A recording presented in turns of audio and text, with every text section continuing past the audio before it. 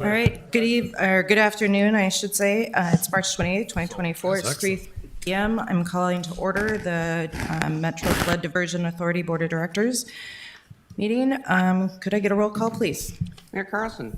Here. Mayor Dardis. Here. Mayor Mahoney. Here. Mr. Peterson. I'm here. Mr. Hendrickson. Here.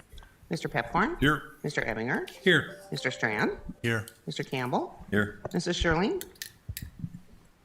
Mr. Grimberg. Here. Mr. Olson. Here. Mr. Seljevold. Here. Quorum is present.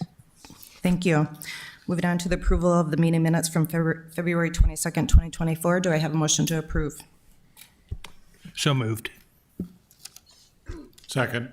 Okay, I have a motion and a second. Any comments or questions? Seeing none. All those in favor signify by saying aye. Aye. Any opposed? Aye. Any opposed? The motion carries.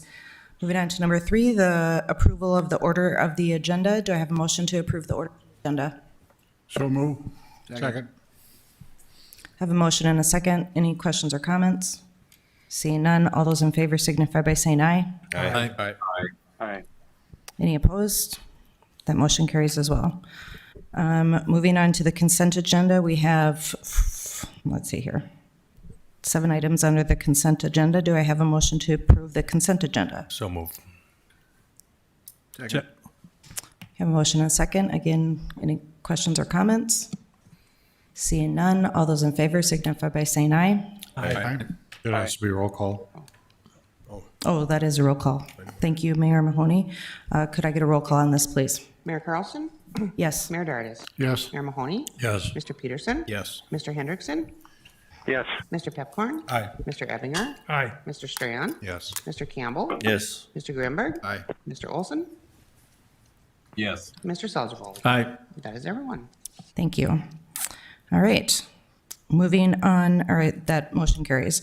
Moving on to the regular agenda, number 4, our executive director report, and Mr. Nicholson will be giving that report in place of Mr. Paulson.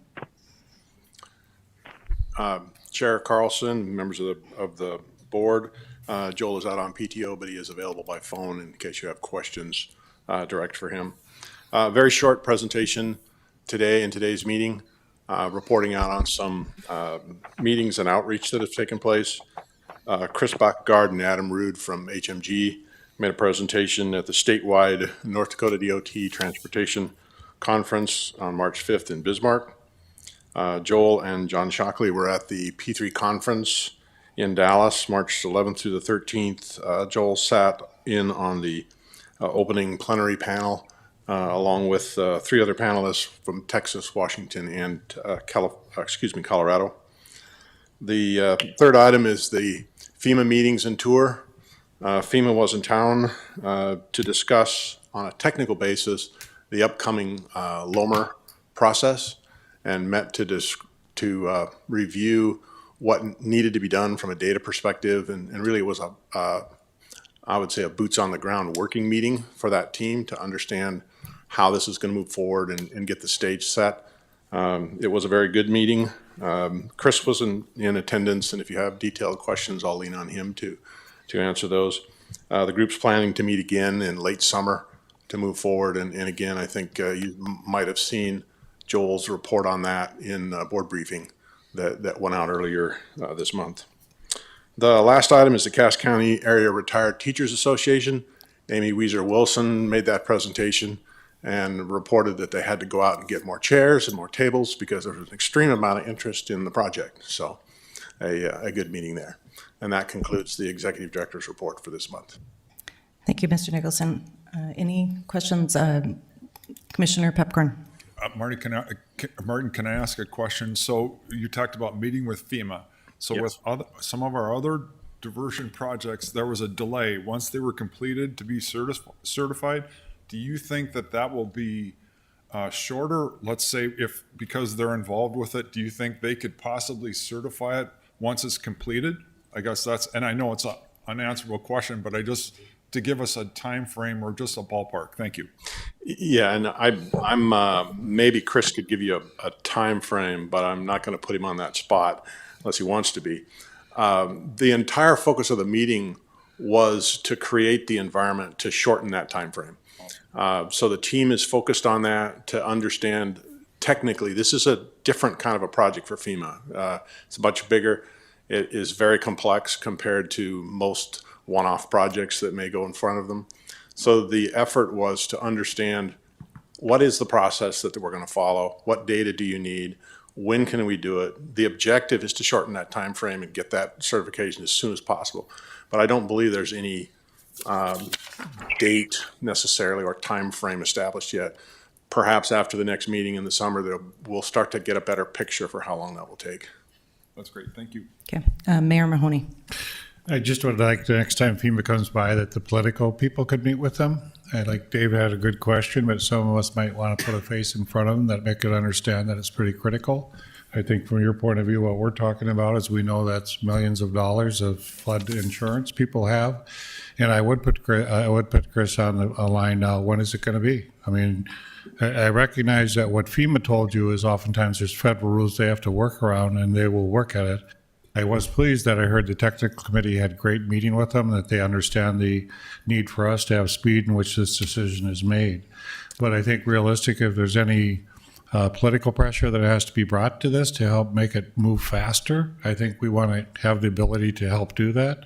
Chairwoman Carlson can put that feet to the fire if it has to happen, but I do think they have to understand to us it's one of the critical parts of the project. Yeah, thanks, Mayor Carlson and Mayor Mahoney. We had some very preliminary talks. I mean, Martin's overview was we certainly haven't locked into any timelines. The general timeline that we heard from FEMA was this process typically takes anywhere from 3 to 5 years post project. So we're doing everything we can to move that as close to the 3-year window as we possibly can. And that's the objective of our team right now. And so to answer Commissioner Pepcorn's question, we can't get to the point of having it the day we're done with construction, have it approved. There's processes that FEMA can't start from the legal notification standpoint until after we have the project completely done. But we're doing everything we can to get as many things done before that date to minimize that time frame as much as So when you say 3 years, is that 330? Is it 3 Yes. years from 27? Yes, that's correct, Mayor. Yep. Thank you, Chris. Yep. Commissioner Peterson. Thank you, Madam Chair. Yeah, you may as well stay up here, brother. So one of the things we talked about, we had an assistant director of FEMA here. I can't remember how many years ago it was. We talked about a phased approach even, right? So rather than the holistic, the project is done, we talked about, and they agreed to at that time, and maybe this is what you discussed as well too, but as Yes. the project progresses, we phase it out. So we'll have a completion on the northern reach on date X, 3 to 5 years from that point on northern reach, and then we progress south. Is that what your understanding of it could Yes, possibly be? we are very much in that discussion. I don't know that it would be, for some things, there may be an opportunity to start an accreditation process outside of the holistic project. Yep. Those only apply to areas potentially in town because those need to be accredited against the current floodplain. Our project will remap the entire floodplain, so some ports of our project won't be able to be fully accredited on their own.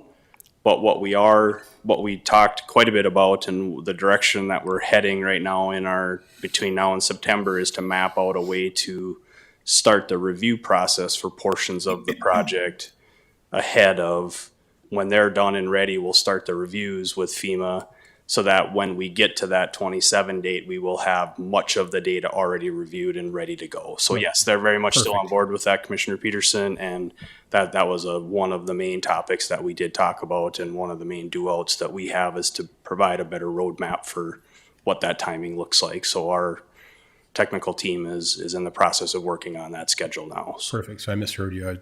I'd heard when we're done, then but we can phase it. yes, we can start the reviews ahead of time. It's just, we probably can't phase approvals ahead of time. The approval will have to be one large approval for most of the project at the very, kind of coming right on the heels. Well, we can of start the construction. work ahead of time to get there. Perfect. Thank you. I was scared momentarily there. This is Shirley. I have a question. Go ahead.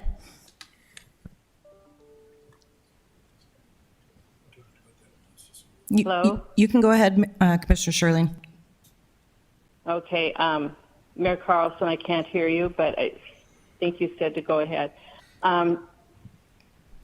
In my experience with FEMA in the last 30 years is when they're going to remap something, it gets pushed back. The day comes and then it goes over and over and over again. I think the Western Cass remapping is the perfect example, of how long it took. So because I heard loud and clear from FEMA that we would be remapped immediately. And I'm sorry I joined this a few minutes late, but now I'm hearing something different. What's going to prevent this from 3 years down the road? They're still pushing it back. What can we do proactively to get this moving? Yeah, Commissioner Sherling, I think that is a good discussion point, one we're probably not ready to have yet. That is certainly an item that we have on our working list. And I think there will be some things that we will ask this group to help with in that regard. We're just don't have that fully developed yet as far as a action plan. So I would anticipate later this year, maybe early into next year, we would have a little bit better outline of what some of those things might be that we can all do to help prevent those types of delays from happening. So. Okay, thank you. You bet. Thank you, Commissioner Sherling. Any further questions? All right, seeing none. Thank you, Mr. Backyard and Mr. Nicholson. Moving on to General Counsel update, I will turn this over to Mr. John Shockley. Thank you, Madam Chair. I have a relatively simple item today, a housekeeping item. This is a resolution requesting that Cass County acquire rights-of-way. You'll recall that the Diversion Authority in Cass County previously entered into an MOU dated April 22nd of 2021, in which from time to time the Diversion Authority would request that Cass County would take over certain rights-of-way that cross the diversion channel to vacate those right-of-ways. So there are a number of right-of-ways that are identified on page 104 and 105 and pictures. I always think it's easier to look at the pictures. They're down by the Horace ET area. The city of Horace has passed a resolution asking that Cass County take over these rights-of-way. And so this is a formal request from the Diversion Authority to Cass County pursuant to that MOU to take over those rights-of-way. And where appropriate, they would vacate them or reestablish them. Thank you, Mr. Shockley. Questions? Move to approve. Do you have a second? Second. A motion and a second. One last opportunity for questions or comments. Seeing none, this is roll call action.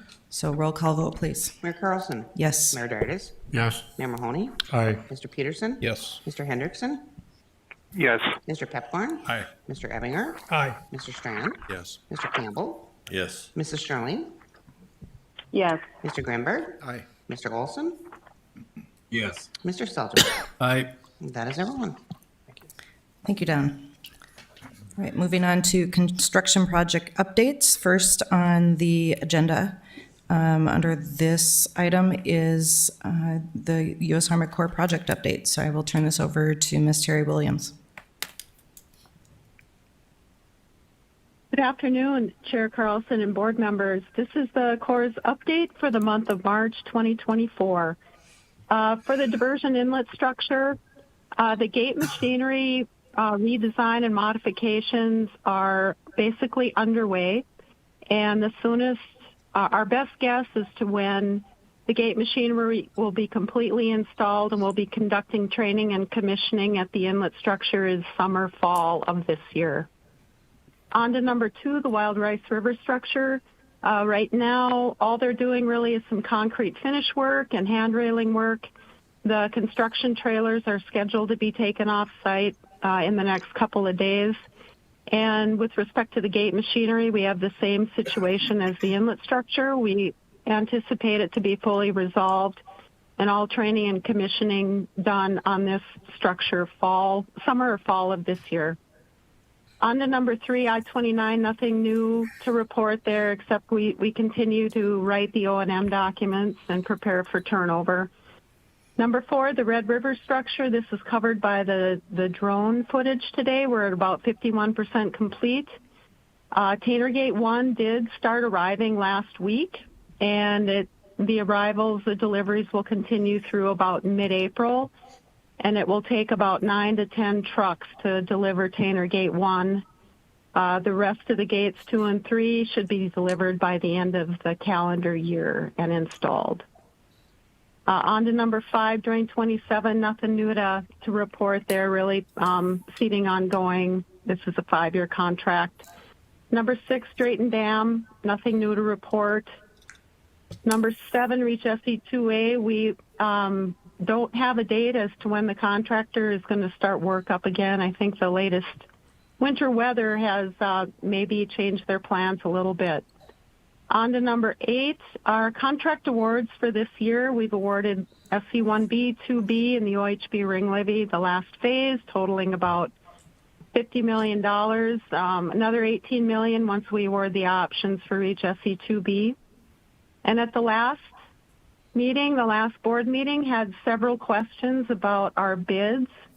And so on page 2 of your handout, there's a summary of the bidding that we've conducted, which for each contract includes when it was advertised, the bid opening, the low bid, government estimate, number of bidders, and then the awardee.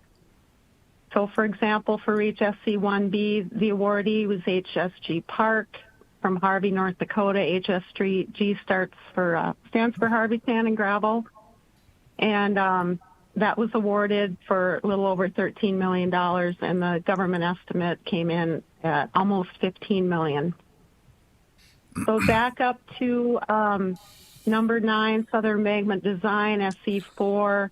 That should probably go out for bids. We're looking at Monday of next week, and that'll be a fairly large contract. SC3 and 5, the awards are holding for those in January.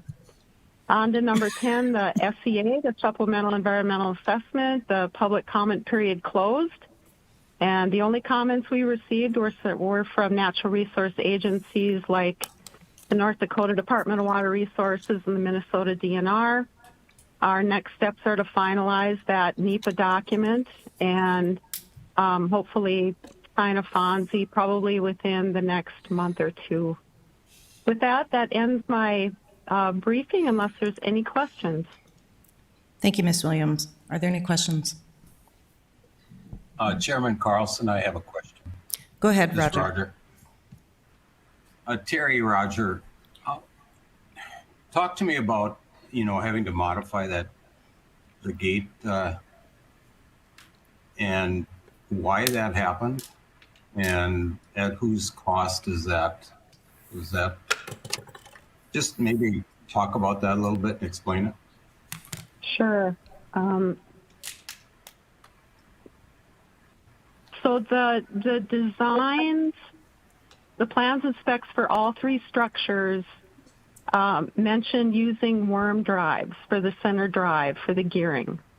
But the design really is up to the contractor to finalize. And what was discovered was using those worm drives, we weren't getting the efficiencies that we needed in order to operate the gates properly. For the Red River structure, that modification was issued, and we will be getting a proposal from the contractor soon. For the Wild Rice River structure, that mod was issued, and the proposal from the contractor is also pending. For the diversion inlet structure, we had to do a little bit of back and forth with the gate machinery designer to kind of decide, all right, if we change this from a worm drive to a helical drive, can you retain the same machinery? And it sounds like they can. So as in all modifications, the ultimate cost in money is negotiated. And I would anticipate that there will be a cost to both the contractor and the Corps to make sure that the machinery is working properly. And also as part of that modification, the additional time will be negotiated. So when we get these mods negotiated, signed off on, I can report on in detail on the cost and the additional time. Does that answer your question, sir? Well, it just seems like this should be a constant, whatever it takes to open these gates, weight, pressure, somebody is at fault here. I'm just, who's at fault? So we will likely, as in all contract modifications, share in the cost and time on these. So we fully anticipate that the Corps will end up paying some additional money on these. Because the ultimate goal, of course, is to make sure they work it really well for when you guys are operating these gates, and to make sure everything is safe and working properly. So it has taken some time to get through this to make sure that everything was going to, this time work out perfectly. Over. All right, thank you. Any other questions? Any questions from anyone online? All right, thank you very much, Ms. Williams, and we'll look forward to that report next month. Right, moving on to 6B, we'll turn it over to Chris Backyard. Thanks, Chair Carlson. Board members, quick construction update for the channel work. You'll see a few areas that we've now colored as upcoming. A couple to note, the ones Terry mentioned that were awarded, SE2B and SE1B are colored as upcoming on the core portion of the project. We also are starting to anticipate work south of 94 in reaches 10 and 13. So those are, reach 10 is the area just south of 94, and reach 13 is the one down closer to the Cheyenne River. We also anticipate, we're trying to finalize the designs of the Cheyenne River aqueducts. We're anticipating that to start in the next few months. And also the bridge on County Road 6 as well. So those are some of the highlights. You'll see the Earth update in the drone footage, but they did have a fairly good month with a little bit cooler weather as far as moving Earth, but also have had a real good month in progressing bridges. We've got a couple of bridges that you'll see that are starting to have their decks put on them. As far as forming, we haven't poured any yet, but good progress there on all things construction. But yeah, important note, we're reaching that threshold of getting ourselves south of 94. So I think that'll be nice to see the construction. Also anticipating with that there'll be a little more visibility of things. So anticipating we might get a few more phone calls about traffic and other things. So we're kind of in that zone now where we're getting closer to the urban areas. So we'll be watching that as well. So with that, if there's any questions on the construction update. Any questions? Any questions from those online? All right, seeing none. Thank you, Mr. Backyard. And I guess you got the next one too. Yep. For a quick safety update, we had a good month. Mostly minor items, a few vehicle incidents. We did have one recordable event. A board was dropped on a worker's hand and had some damage to their fingers, so they had to get that worked on. So that was a recordable. Otherwise, most everything else was very minor and just incidental traffic and equipment items. So if there aren't any questions, that's the update on safety for the month. Any questions on that? All right, seeing no questions on that We're ready item. for the drone update next. Yep. Teams throughout the Red River Valley have spent this past month driving piles, pouring concrete, and moving dirt. I'm Tom Fuchs, Senior Construction Manager for the Metro Flood Diversion Authority, with the latest project update.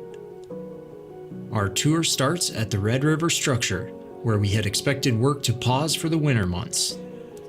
Instead, the warmer than average weather has allowed nearly 3,000 cubic yards of structural concrete to be placed since the start of the new year.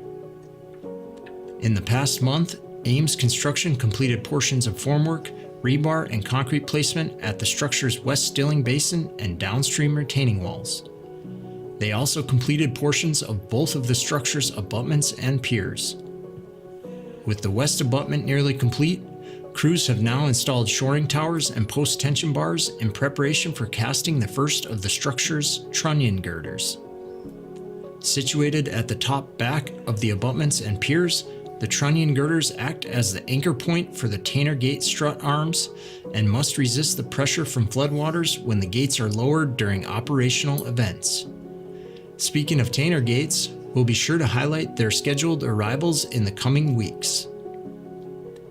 ASN Constructors has also been busy with concrete placement. At the Maple River Aqueduct, concrete work continued at the flume and conduit structure. Their work is focused on completing additional portions of the structure's base, as well as the west abutment and piers. They've also begun forming concrete substructure elements for the BNSF Prosper Railroad Bridge, which will allow trains to pass over the stormwater diversion channel. The project's 3 railroad crossings will differ distinctly from the 16 road crossings that will be built. In comparison, due to much heavier loads, the railroad bridges will feature shorter spans, larger concrete substructure elements, and more piling. ASN Constructors also has been working on the other crossings. At the combined channel crossing for County Roads 4 and 31 east of Argusville, they installed bridge girders. Farther south at County Roads 20 and 22, crews are now driving H-piles. Excavation continues on the channel as well.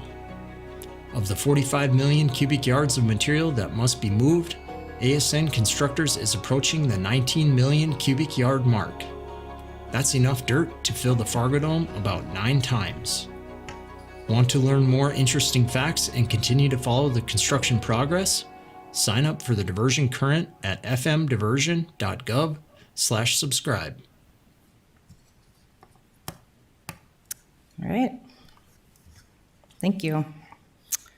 Moving on to number 7 on the agenda, the communications team update, and I'll turn that over to Ms. Amy Reiser. Good afternoon. Just have a quick update for all of you this month. We released our last Faces of the Diversion video with Tisha Aguilar, and I hope you had a chance to see that one. She's a heavy equipment operator with ASN and was just very authentic in her answers, and it actually got the attention of Valley News Live, who decided to do their own piece on that, interviewing both Tisha and Katrina Nyberg, who's the channel manager for ASN. We also released a number of short-form videos providing quick updates on the County Road 22 project, the Maple River Aqueduct. We took a look at some of the flooding costs and how that compares to the cost of building the diversion. Also a quick piece with Vera, who works with Ames, and then 2009 flood recap. Today is the 15-year anniversary of that record crest. So we did a brief production on that just to remind people of where we've been and why we're headed the direction that we are. We also will be releasing tomorrow, actually, a monthly construction update. Since the drone videos have garnered interest from the media in the past, we'll be providing those more proactively than we have. Jumping back down to media relations, besides that women in construction piece, the Corps sent out releases on all of their new contracts, and we saw a fair amount of coverage from that. We also saw some good interaction on LinkedIn with our most popular post was the National Climate Assessment article that Joel had posted just last month. And then the Diversion Current, we focused on women in construction there as well and continue to see very nice stats for the interest rate there. That's all I have this month, but I'm happy to answer any questions. All right, thank you, Amy. Any questions? All right. Moving on to land management update. I turn it over to Jody Smith. Yep, so this first slide, again, as usual, everything that's outlined in green means we have acquired the necessary property rights. The blue means we're still in negotiation. The majority of the blue on the North Dakota side was approved by the Cass County Joint Board this morning. The majority of those are related to the Broadshog properties, and we have come to a settlement. Several of the oranges actually on the North Dakota side, we also have a settlement on, and we're just waiting for that closing to happen. On the Minnesota side, you'll see quite a few that are highlighted orange. The remainder blues you will see turning to orange as eminent domain has been authorized on everything in Minnesota, but it has not been filed with the courts yet. If you go to the next slide, you can see within the construction footprint, we're sitting at just about 95% complete with the acquisition and a little bit over 53% in the UMA footprint.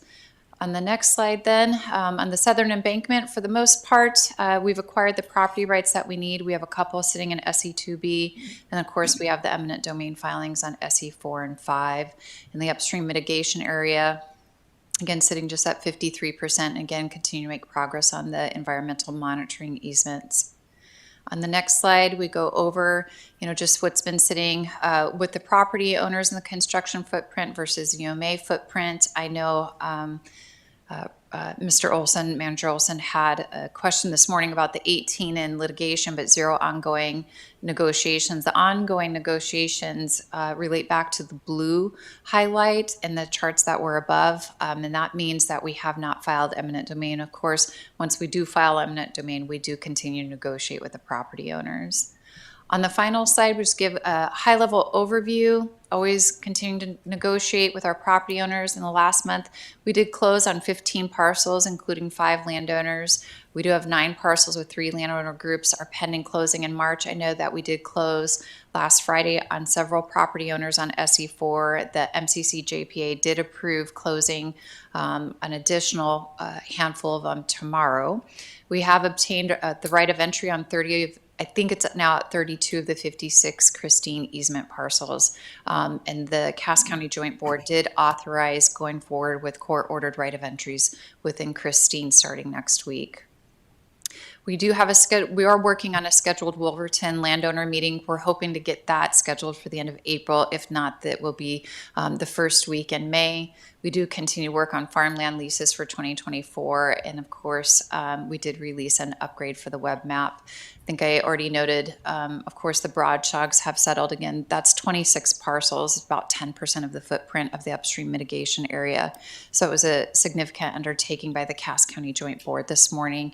And then, of course, on the Minnesota side, we did have 4 trials this week, 2 for Clay County, 2 for Wilkin County. So thank you for everybody's effort that went into making those successful. The orders were issued to go ahead and grant the necessity for us to take those properties for the project.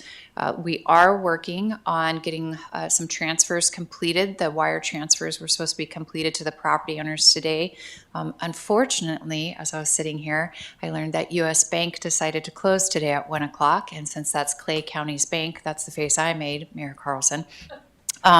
We cannot complete those transfers until Monday. Legal counsel is now working with the property owners' legal counsel to verify that with the court. So we'll continue with the transfers for Moorhead because they have a different bank, the city of Moorhead, but the Clay County ones will have to wait until Monday at this point. So I am open to most any questions you have of me. All right, thank you, Jody. Any questions for Ms. Smith? Any questions from the folks online? All right. Thank you. Yep, thank you. And on to the finance update. I will turn this over to Mayor Dardis. Thank you, Madam Chairman. The Diversion Authority Finance Committee met yesterday. We had a busy agenda. Finance Director for the City of Fargo, Susan Thompson, presented $3,262,696 worth of bills. Our net position, cash position at the present time is at $253,744,419.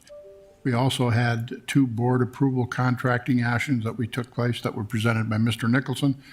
One was JT Lawn Services for $250,714, and one for Mincota TO6, which is for $263,000. There also was one bid award, and I'm going to call on Mr. Bakkegaard for more of the details, but a very positive bid letting that took place. The engineer's estimate was at $2,896,859, and the winning bid was $1,749,847.65. And it's a local contractor that was awarded that, Celine Brothers in Holly. So, any questions? I defer to Mr. Buckergard. Any questions in regards to the report Mayor Divers just provided? All right, Chris, do you want to talk about the bid award, please?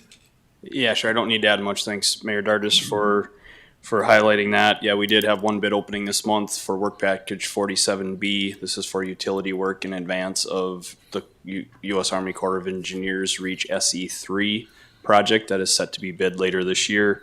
Again, we did, as Mayor Dardis mentioned, we did receive 4 bids that were all below our engineer's estimate. So we'd like to see the competition, and we are recommending award of that project to Celine Brothers in the amount of $1,749,847.65. Madam Chairman, I would move for that approval.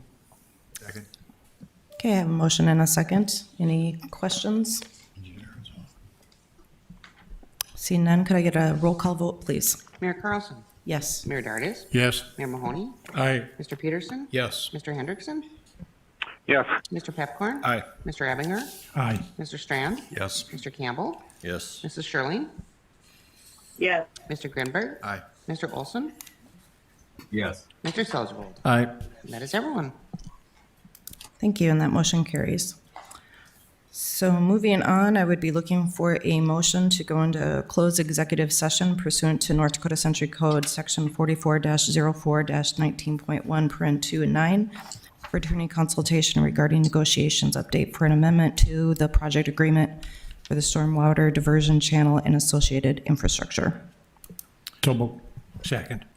You have a motion and a second. All those in favor signify by saying aye. Aye. Aye. Any opposed? We will be going into executive session. The Metro Flood Diversion Authority is back from closed executive session. Our next meeting is scheduled for April 25th, 2024. Could I get a motion to adjourn the meeting? Okay, I got a motion and a second. All those in favor signify by saying aye. All right, any opposed? Aye. Meeting is complete. Thank you.